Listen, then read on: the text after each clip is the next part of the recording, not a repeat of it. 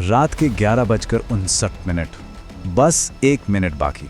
ये एक युग के खत्म होने से ठीक पहले का आखिरी पल था और घड़ी की हर टिक टिक के साथ एक पूरे साम्राज्य की धड़कनें मानो थम रही थीं। सोचिए, बस 1 मिनट और 200 साल से खड़ा एक साम्राज्य खत्म हो जाएगा। लेकिन सड़कों पर कोई जश्न नहीं था, बस एक गहरी, एक बहुत भारी खामोशी थी। ऐसा इसलिए था क्योंकि आज़ादी किसी शोर शराबे के साथ नहीं आ रही थी। वो तो अपने साथ एक सवाल लेकर आ रही थी, एक ऐसा सवाल जिसका जवाब उस वक्त किसी के भी पास नहीं था कि आधी रात के बाद होगा क्या। तो चलिए आज बात करते हैं 1947 की उसी आधी रात की। वो रात जब भारत ने एक राष्ट्र के तौर पर अपनी आंखें खोली थीं। आधी रात का वो घंटा, इतिहास में शायद ही कोई रात उस रात जैसी रही हो। हवा में ना उम्मीद से कहीं ज्यादा एक अनिश्चितता का बोझ था।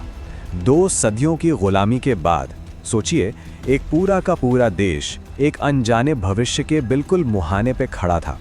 लाखों लोग थे जो बस अपनी सांसें थामे इंतजार कर रहे थे। आज़ादी तो दरवाजे पर दस्तक दे रही थी, पर उसके ठीक पीछे बंटवारे का अंधेरा भी उतना ही घना होता जा रहा था। और इस पूरी खामोशी के बीच उस विशाल छायादार हॉल में, संविधान सभा में, देश के निर्माता इकट्ठे हुए थे।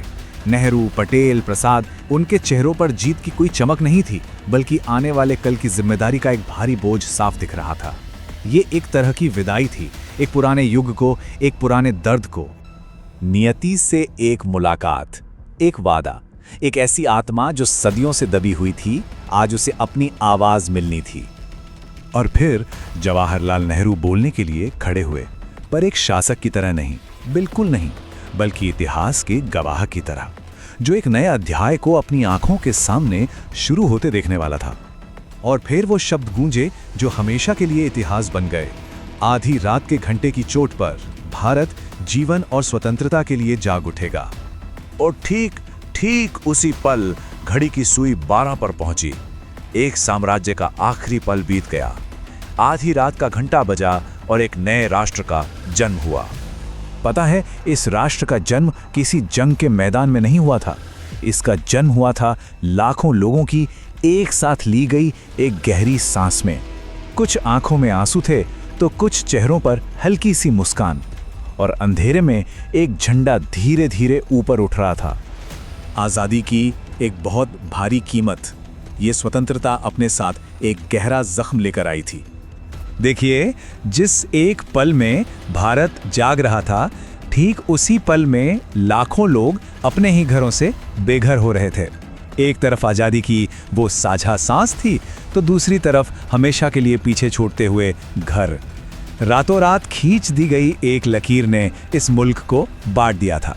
ये आज़ादी तो थी, पर एक गहरे घाव के साथ। तो फिर एक विचार का उदय हुआ, आखिर इस आज़ादी का असली मतलब था क्या? आज़ादी का मतलब ये बिल्कुल नहीं था कि सारी परेशानियां एक रात में खत्म हो गई।